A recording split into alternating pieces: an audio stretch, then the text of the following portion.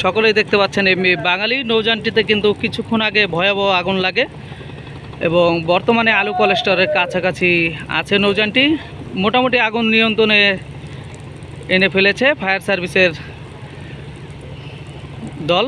তারা আগুন নিয়ন্ত্রণে এনে এখন পর্যবেক্ষণ করছে। তৃতীয় তলার মাঝখানে গলির ভিতরে কেবিনেট থেকে কিন্তু আগুনের সূত্রপাত আমরা যতটুকু জানতে পেরেছি। দেখতে পাচ্ছেন নৌযানটি এখন বুড়িগঙ্গা নদীর মাঝখানে অবস্থান করছে।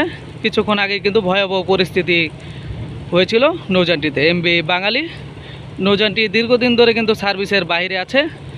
নৌযানটি কোনো একটা দরকারে পাগলার উদ্দেশ্যে যাওয়ার সময় কিন্তু এই নৌযানের এই দুর্ঘটনাটি ঘটে। দেখতে পাচ্ছেন পুরোপুরি নিয়ন্ত্রণে চলে এসেছে এমবি বাঙালি নৌযানটি।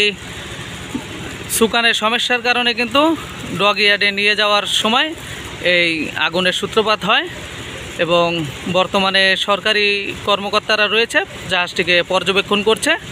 বুড়িগঙ্গা নদীর মাঝখানে অবস্থান করছে এমবি বাঙালি। আগুন পুরোপুরি নিয়ন্ত্রণে চলে এসেছে।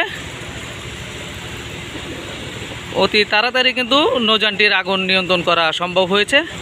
এই কারণে কিন্তু অনেক ক্ষতির কম হয়েছে এবং দেরি হলে কিন্তু প্রচুর পরিমাণ ক্ষতি হতে পারত নৌযানটির।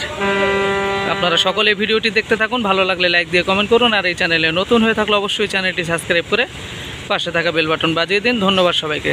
আসসালামু আলাইকুম।